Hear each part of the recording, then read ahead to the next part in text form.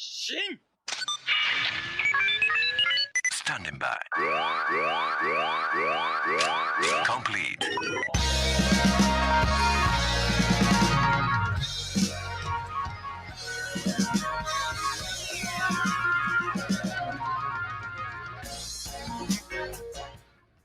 Greetings, heroes of the internet. I'm Travis.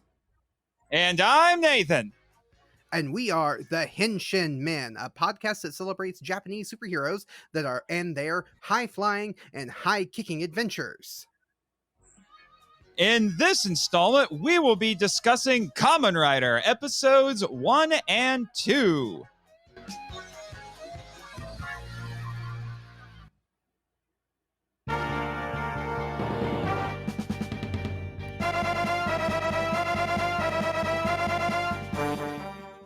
Episode 1, The Eerie Spider-Man, Kaiki Kumo Otoku. Takeshi Hongo is abducted by the evil organization Shocker and transformed into a cyborg in order to help them achieve their goal of conquering the world, of course. Before Shocker can brainwash Takeshi, he is rescued by Professor Midorikawa, and the two escape, only for them to be attacked by an agent of Shocker, the evil Spider-Man. Takeshi vows to hunt down and destroy the organization, using his new power and abilities as the bug-themed hero, Kamen Rider.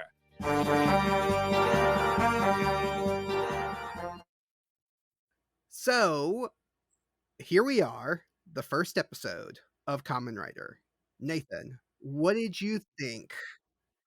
Oh, well, going into this, I will confess, I had actually seen the first 2 episodes before we started doing this podcast. Actually, thanks to you, Travis, because back when we were doing Kaiju Quarantine 3, you and I were the commentators. This was a big event we did in Discord for people. And we were screening movies and with our fellow podcasters, and we were commentating over them. And then you and I did a Toku superhero double feature, one of which was Kamen Rider Zeto, I apparently is how you're actually supposed to say it. Yeah, Zeto, which was a early, which was an early 90s Kamen Rider movie. And I was just flipping out as I had never really seen anything Kamen Rider before. I was such a noob at that point. And you were going on about all these different things and how it actually tied back in terms of tropes and storytelling and all that to a lot of stuff in Kamen Rider. And you said that because a couple of the monsters in there was this creepy giant spider lady and a bat creature. And you said that that actually is a Kamen Rider tradition. The first opponents that he has are a spider and a bat. So after that event, I decided, you know what? Kamen Rider's on Tubi. I'll watch the first couple episodes, see what it's like. So this was my second go with these episodes. Yeah, so that's something that I think I want to talk about here first. This episode and the next one that we're going to talk about starts the trend of spider villains and bat villains being kind of the first 2, or at least 2 of the earliest villains that Kamen Riders fight. Now, not every Kamen Rider follows that trope, but a lot of them do. A lot of Kamen Riders, their first I do want to start by saying this episode is. I do want to start by saying this episode is the weirdest remake of Spider-Man I've ever seen. I mean, what happened here? We don't even have Peter Parker, and I'm guessing that the guy got bit by a radioactive spider because it was made by Shocker. Oh, wait, I'm sorry. yeah, I know. It's such a weird, if you're coming from the idea of or coming from, a knowledge of Spider-Man, and this is like, oh, you hear the word Spider-Man, and it's like, wait a minute, Spider-Man's evil? Spider-Man's a bad guy? He's a menace, I tell you, he's a menace. He's a menace. Where's J. Jonah Jameson when you need him? He was right this whole time.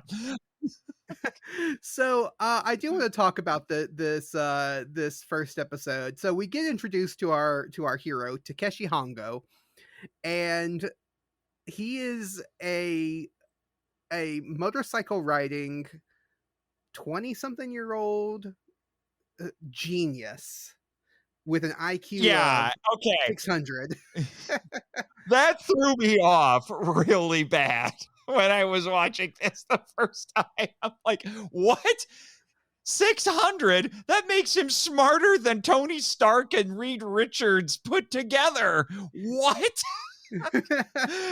Yeah. That is not just genius level. That is superhuman genius level. I don't even think Leader from Marvel Comics is that smart.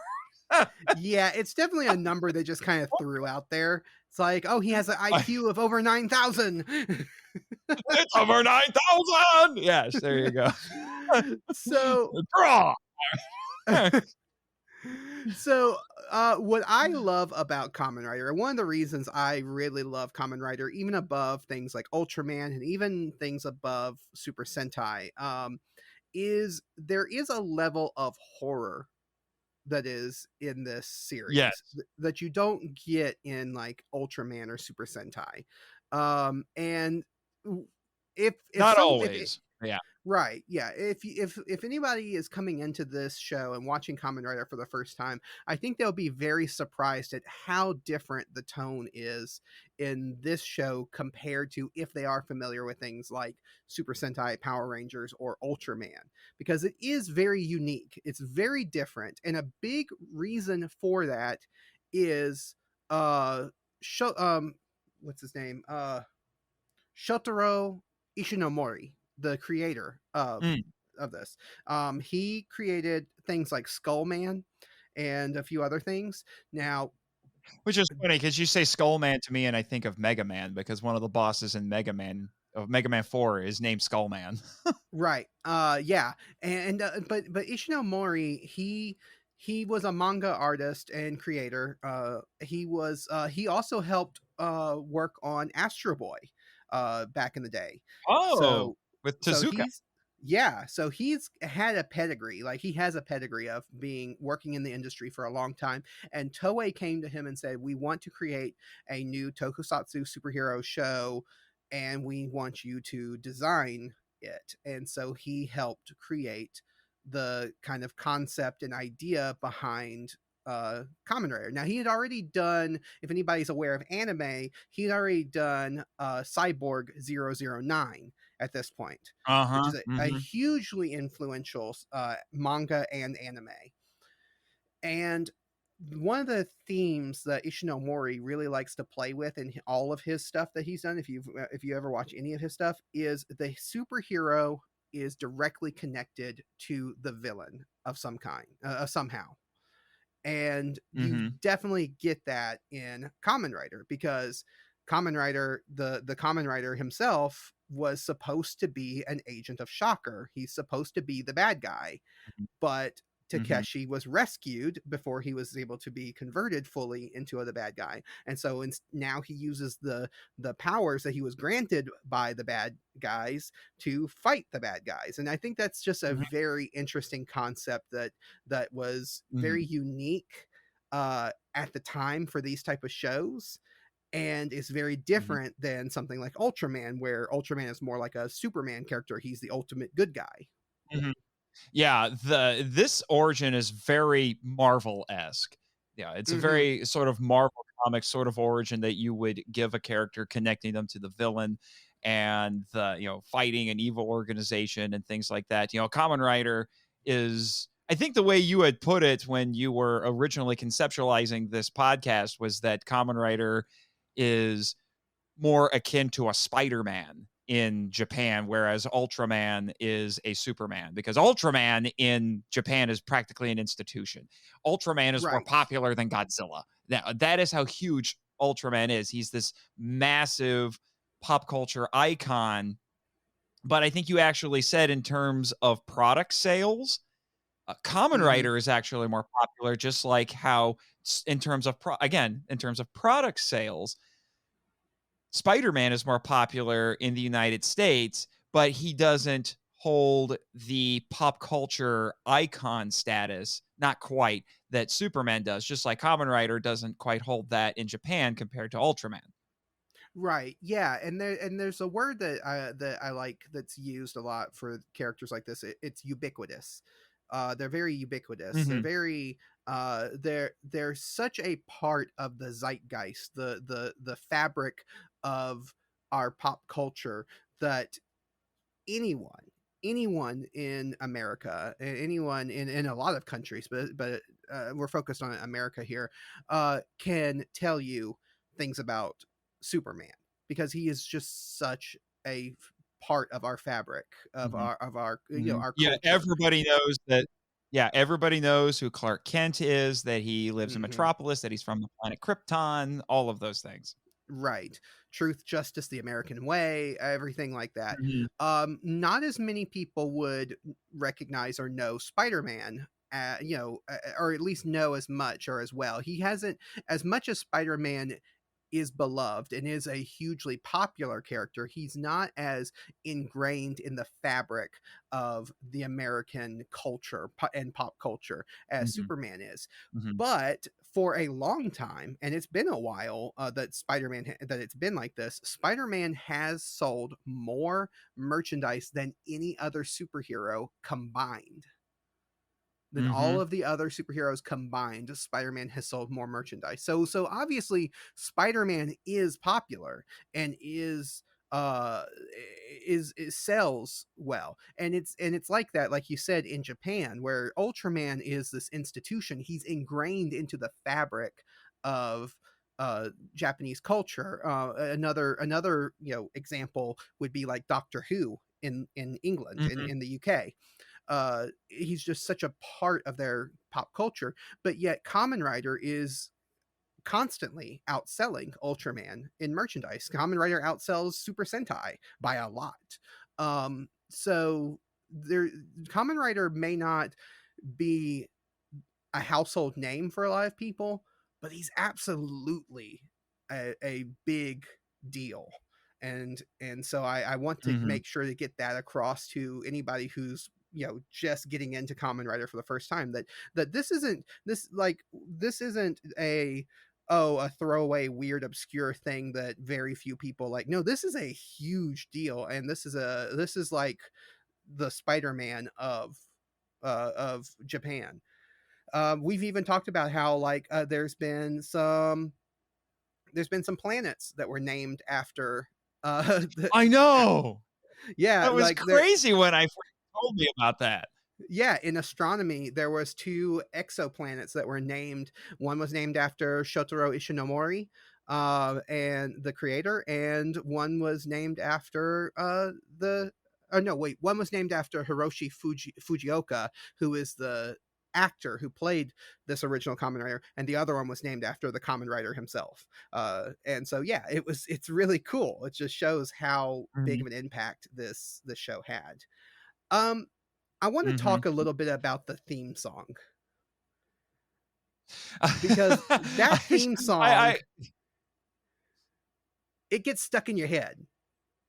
It does. I gotta admit, after only just watching a couple of episodes in preparation for the show, it was, oh my gosh, I was started calling it the meme theme because it just would not leave. And I will admit, I must confess, as someone who is used to things like the Power Ranger theme and some of the more modern Henshin hero themes that are more rock based and more modern sounding, it takes a little bit for me to get used to some of these older themes, but once I get used to them, I find myself really enjoying them. And so the first time I heard the Kamen Rider theme, it didn't quite resonate with me, but then after I listened to it a couple more times after that, I'm like, okay, this is really catchy and it's kind of fun.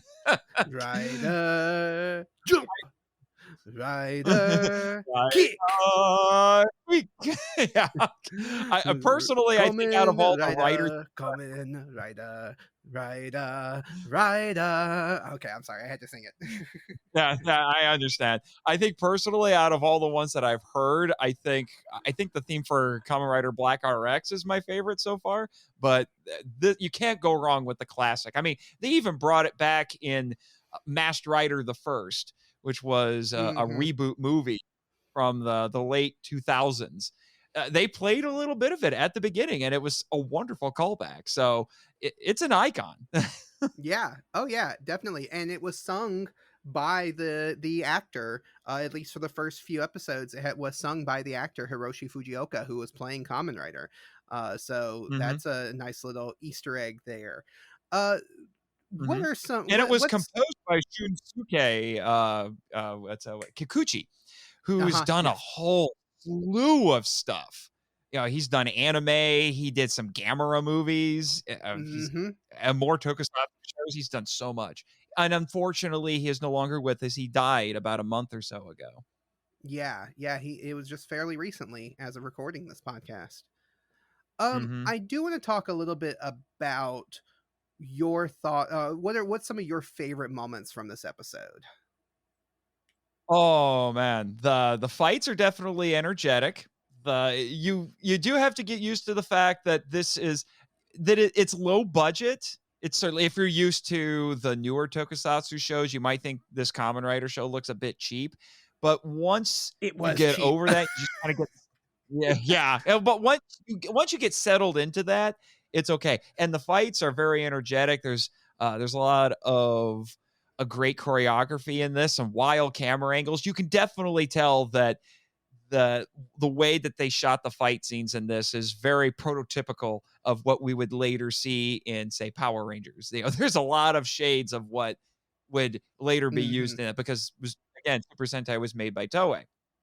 Yeah, yeah, and that's one of the things. The fight scenes in this are so much better. If you're coming from Ultraman and you're watching this, I love the fight scenes in Kamen Rider so much more than Ultraman, because Ultraman tends to be just grappling and wrestling.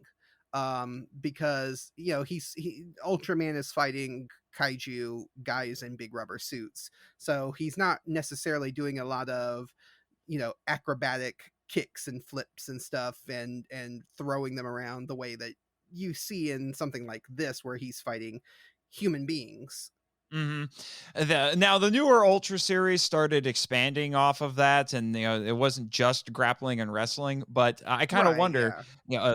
if that might have actually been because of the influence of Kamen Rider, because there's a definite shift in what Ultraman was doing after Kamen Rider hit the scene. So, like, if you go Mhm. from Return of Ultraman, which was the show that was contemporary with Kamen Rider when it launched, and then you look at Ultraman Ace, which was the first one after that, there's a massive shift, and Kamen Rider had a huge influence on that.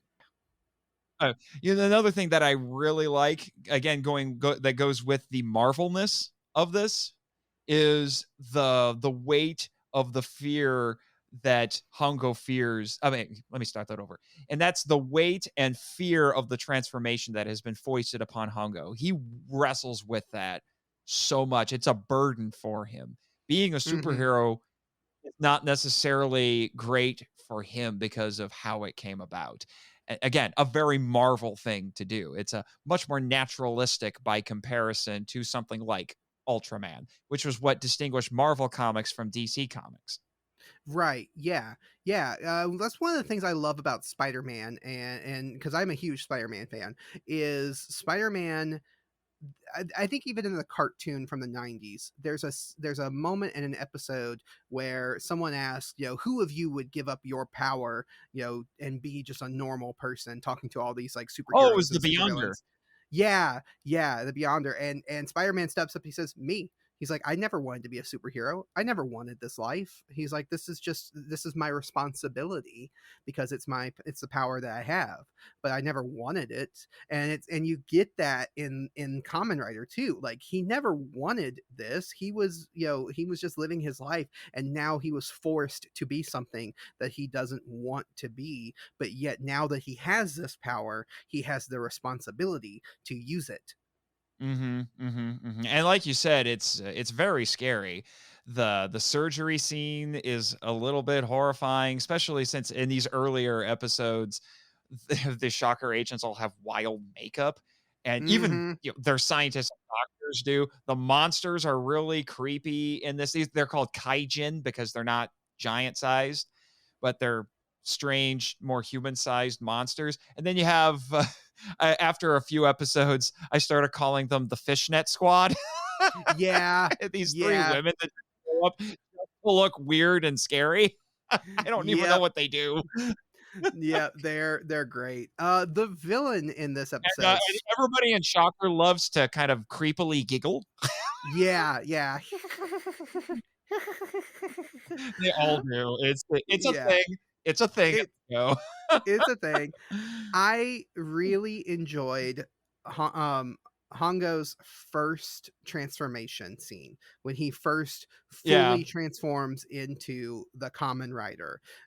It's such a great. He's on the motorcycle. The motorcycle kind of transforms too, and then he gets into he the suit forms around him, and then you get this moment where and it's in every episode or like the ones that we're going to be talking about for a while, but you get these like rotoscoped speed lines that are kind of like drawn in Yes. frame over him.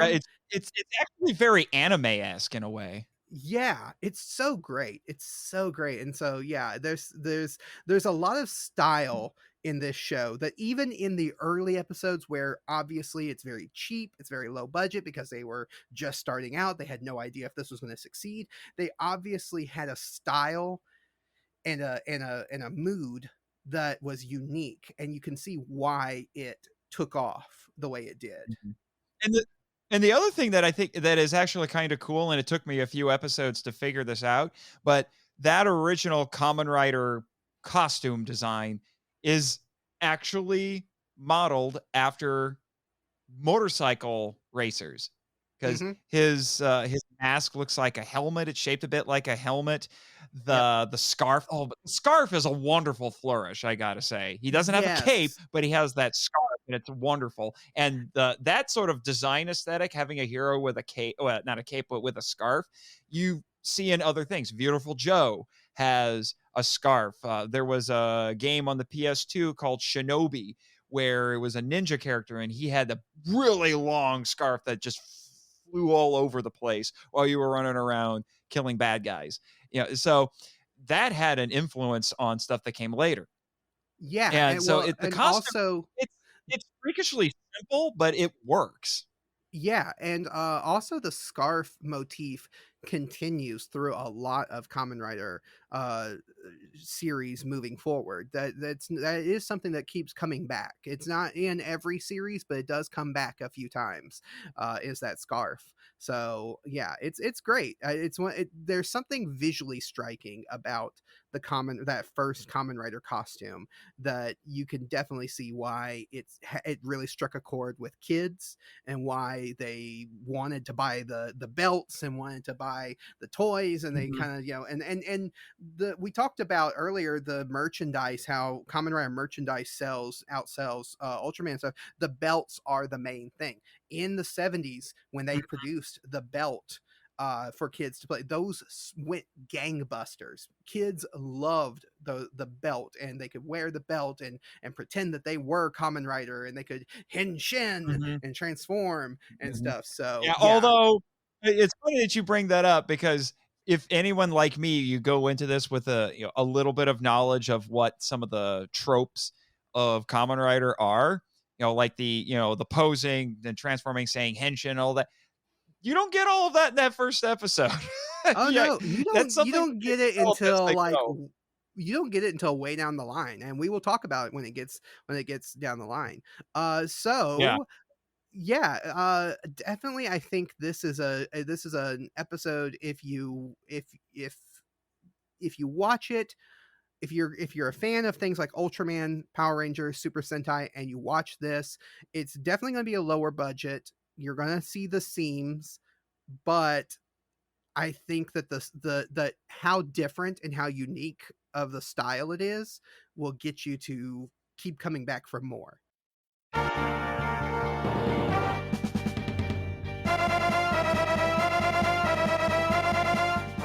Episode 2, The Terrifying Batman, Kyofu Komori Otoku. Takeshi Hongo continues participating in races even after being transformed into a cyborg with the hopes of winning world races. Meanwhile, the Batman is sent out to infect the world with its virus in order to bolster the number of people working for the Shocker organization.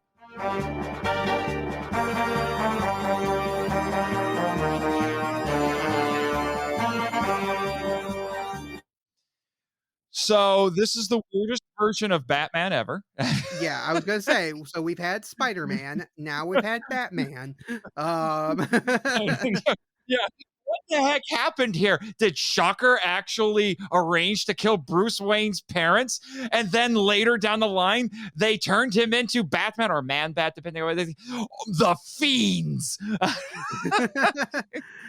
yeah, This is what so secret societies do, man.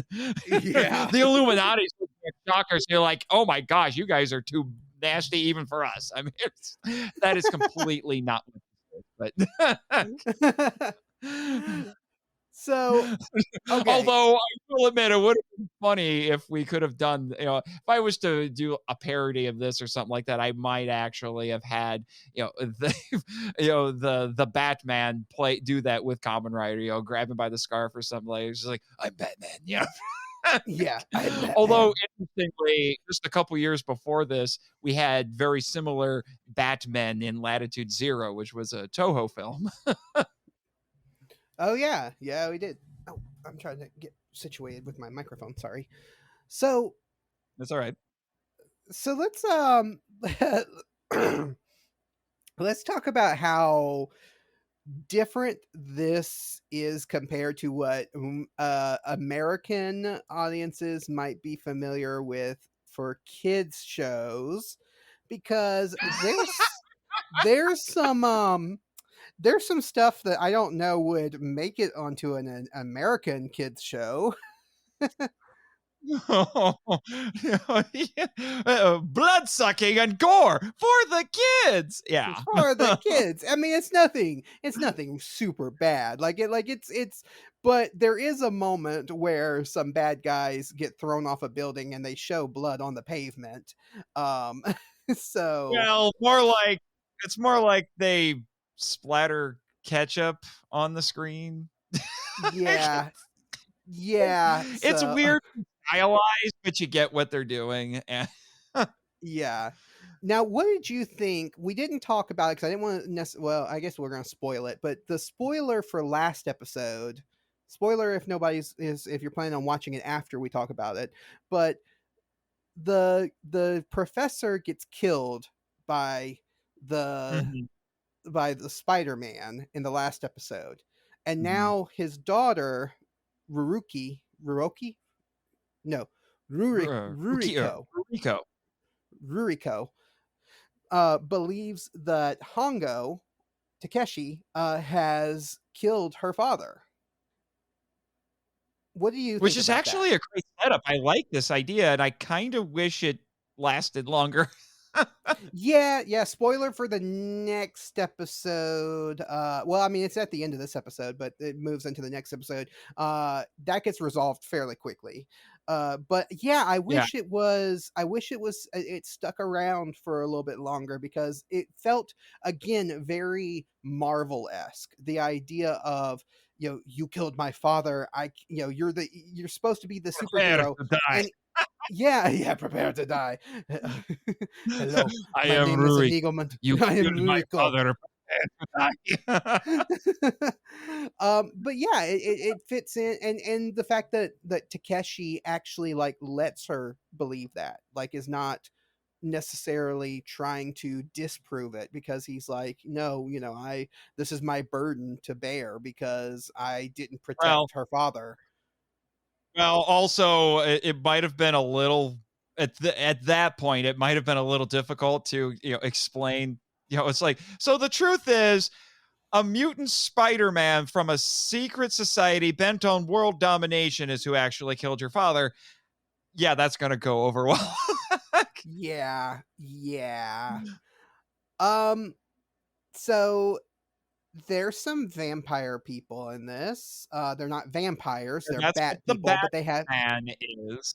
yeah, and so there's some people that have teeth that protrude out. They're trying to inject a virus into other people. It They seems don't look like weirdly teeth. timely. Well, yeah, yeah. Yeah, they But they don't. This is one of the weirdest variations on a vampire I've ever seen. Because again, you probably have to attribute this to the budget because I don't know where those fangs came from. They're not like canines, like how we would normally picture vampires. They stick straight out of the mouth, and they're what it probably was is that these were little prosthetics that were just glued to the insides of the actors' mouths, and they would just Hmm. point straight out. It's Yeah, really strange, but the idea is that they can just walk up to people and basically just poke them straight in the neck with that. They right. don't have to angle it or anything. So I They look guess like the idea is that they're tusks. not. Yeah, they're more like tusks. They're in there or syringes. I think that's the idea is that they're Right. injecting the virus into people and making more vampires. Yeah. So what are some stuff that you like about this episode? Well, one of the things that I grew to appreciate, even though I didn't really like it in the first episode, and it's something that as the series, at least in the episodes I've seen so far, it starts becoming less and less because it's a little bit lazy, I would say, and that is but then I realized that it's actually kind of like a comic book because or at least a comic book of the time when that was the narrator keeps butting in and giving exposition where it's needed because they're like, Mhm. "Oh, we didn't explain this, so we're here's some narration to take care of it, some voiceover narration." But then I realized that's actually kind of like a comic book at the time where you would they would Mhm. be narrative caption boxes that would remind you of, like, this is this character and he has these powers and, and all of these things, or he can actually do this. Again, It's it's a also very a th- Marvel thing. Yeah, it's also a thing of television shows. Even here in America, that was a thing that existed because, like, you watch the 1966 Batman, and the narrator would come on and give you information and stuff all the time. So yeah, you get that in a lot of TV shows from the era that this is from. Mhm. It's just one of those style choices that you have to get used to. Right. Yeah. Yeah, and Yeah. thankfully it doesn't Beyond stay in any beyond that, I future also like series.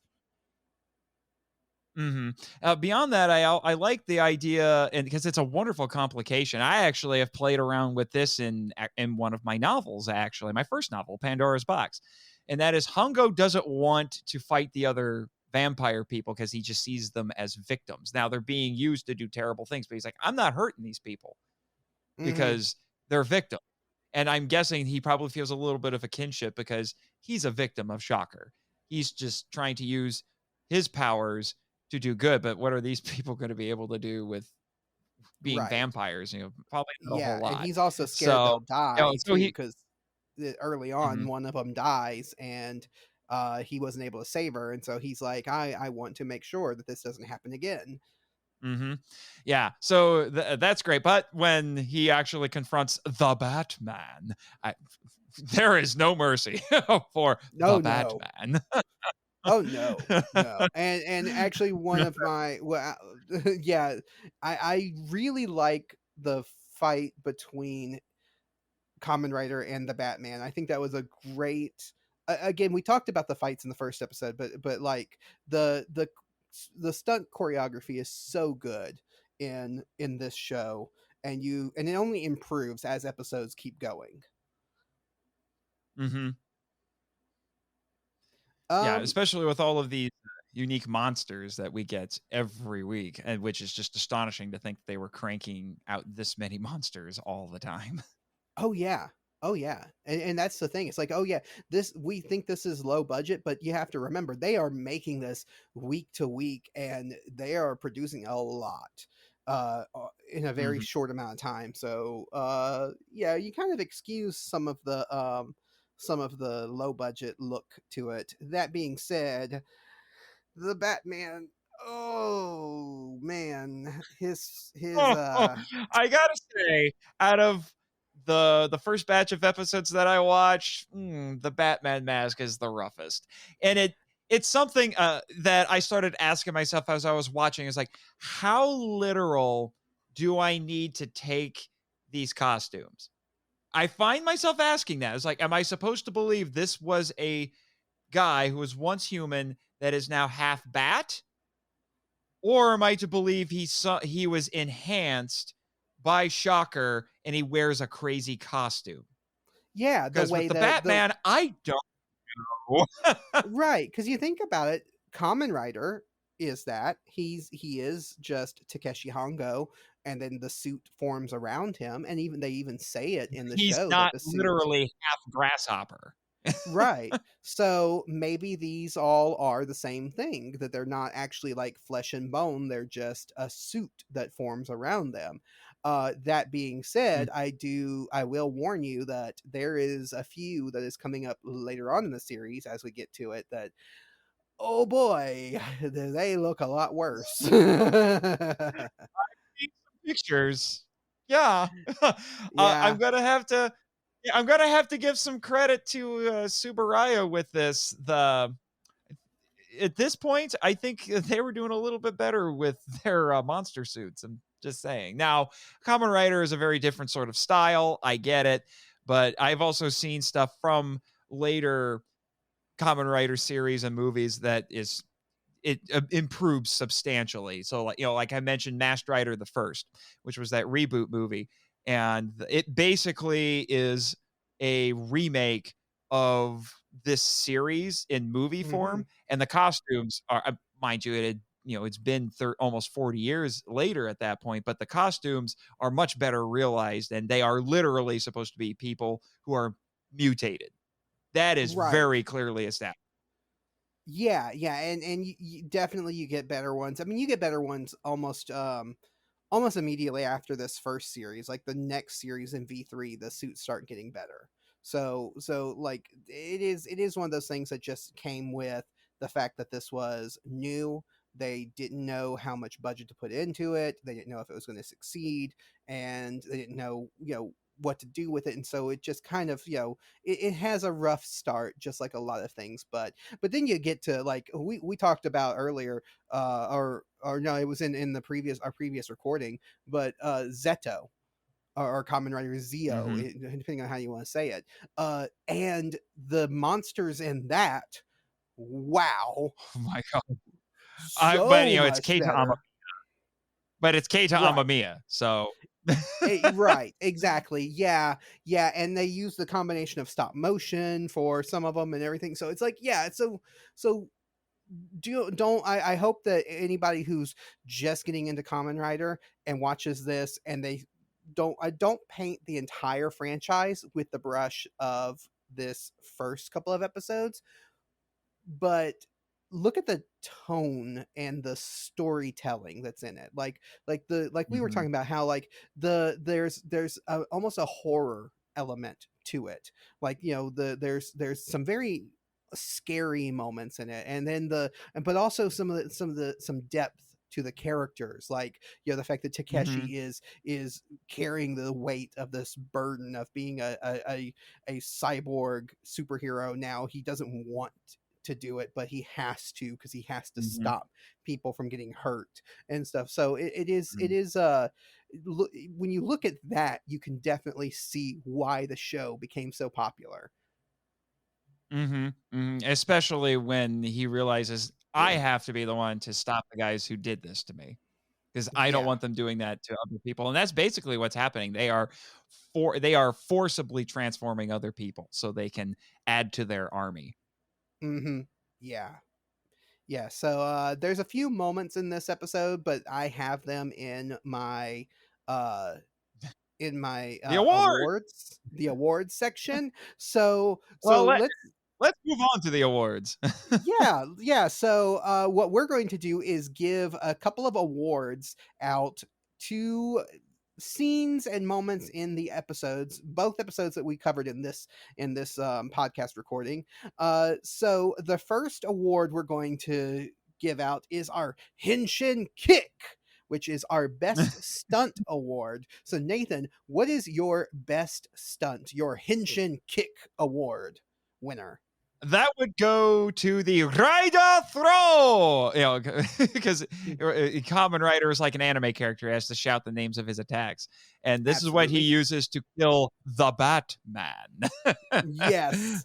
Yes. So that is an amazing moment. And I wanted to talk about it earlier, but I knew it was in your awards.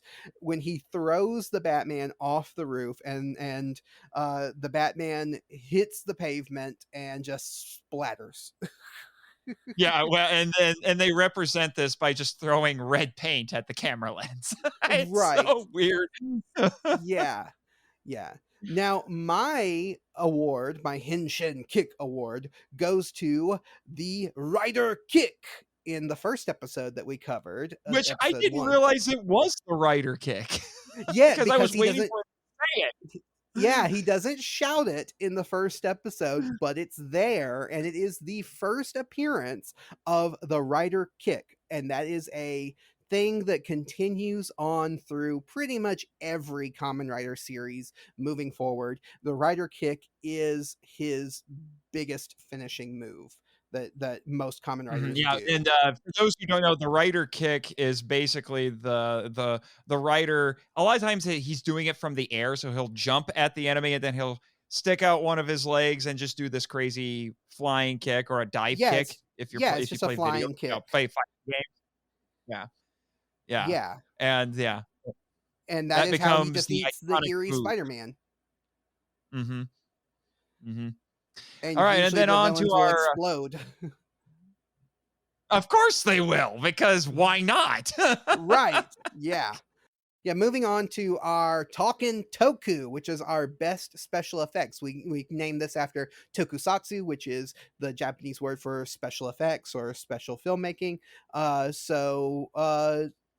What is your favorite special effect from these two Yeah, episodes we that we we were on the same page with this one, but it's the, Mhm. dissolving effect, which I will admit at first I wasn't a huge fan of it because it just looks I can see the Okay. seams really easy on that, Okay. but, So the way that they I did this appreciated the ambitiousness of it. the way that they did this dissolving effect is they would superimpose and kind of dissolve one scene into the other. So you had the character would lay on the ground, and then they would dissolve away into a scene with foam, with like soap foam, and then the soap foam would disappear, kind of because they filmed it backwards of them like Mhm. shooting soap foam. The idea of them reversing the film and pulling the foam back into the ground is what it looks like. It's just kind of like being sucked into the ground is Mhm. really neat. I like that scene. I like the way they did it. And I also have to point out that uh Tenet did the reverse camera thing, and they won an Oscar. So don't complain about this This one is when they do it. I know, that is very true. Alright, and then our And next word. yeah. Yes. So the next award is Kamen at Ya, which is our best line of dialogue. So what is your favorite line of dialogue from these two episodes? Well, I will admit it may not be the snappiest line in it, but for me, I was connecting it to actually something historical, and if you are into kaiju and tokusatsu, something very relevant. And that is from Hongo in episode 2. He says, "Let me be the last victim of Shocker." And I'm probably reading into it and stretching it a little bit, but I kind of think that this actually harkens back to a fella named Kuboyama Akaichi, who was the member of the Lucky Dragon number 5 crew who died because of the effects of the Castle Bravo test, which eventually led to the inspiration of Godzilla in 1954. And he Mhm. was quoted as saying this. He was the one crew member who died very soon after the event. And he said, "I hope that I am the last victim of the nuclear bomb." Yeah, yeah.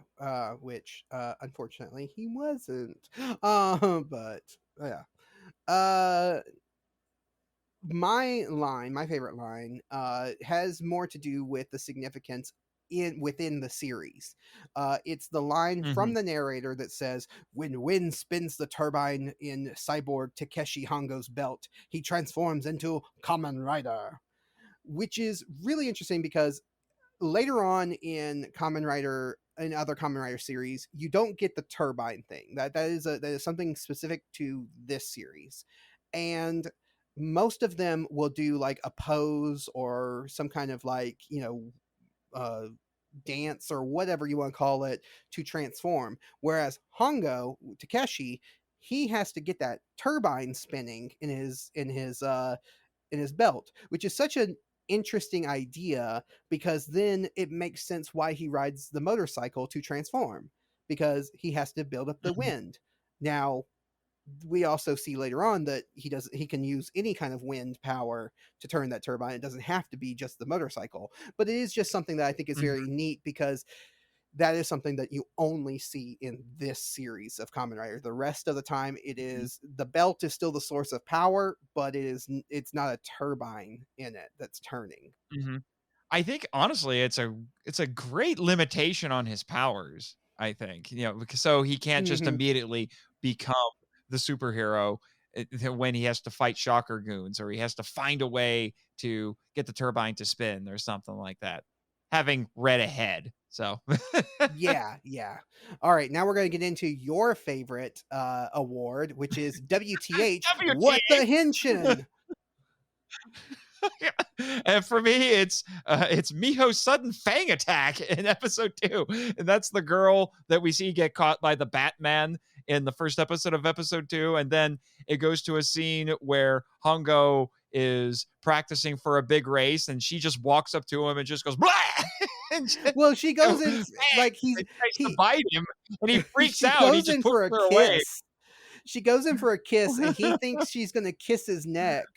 And so he's kind of like, and even his mentor, which we didn't talk about, we'll talk about in the next episode, his mentor, because I do want to talk Yes. about him. But even his mentor is like, ooh la la, she's going to give you a kiss on the neck. And all of a sudden, ching, here comes the fangs. And he's like, no, and pushes her away. It's just what? And then my runner up, although it becomes less a thing in the later episodes from what I've seen, and that was it seemed like the Shocker Goons could literally appear at any time out of nowhere. I don't know. Yeah, yeah.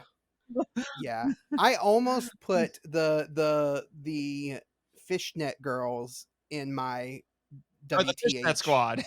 Yeah, the fishnet squad in there because they are a WTH of like, what the heck are they even doing? What the henshin are they up to? Because they show up, they giggle, and then they don't do anything very well. They don't do much. But no, my what the henshin award goes to the scene where the Batman is hanging upside down in the beginning of episode 2 in the apartment. That is such a people talk about how in Batman versus Superman, one of the probably one of the best scenes in that movie because I don't like that movie is when the police are shining the lights around and then they shine it in the corner and there's just Batman just sitting there in the corner and then he just monkeys out of the room.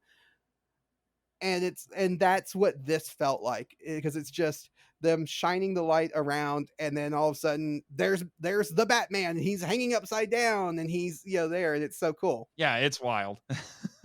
So we can move on to the last little bit that we're going to cover, which is our minute to Henshin It. This is where we take just 1 minute to explain what are we going to explain. I'll let you explain it. Our final thoughts. Our final thoughts. Our final thoughts. Okay.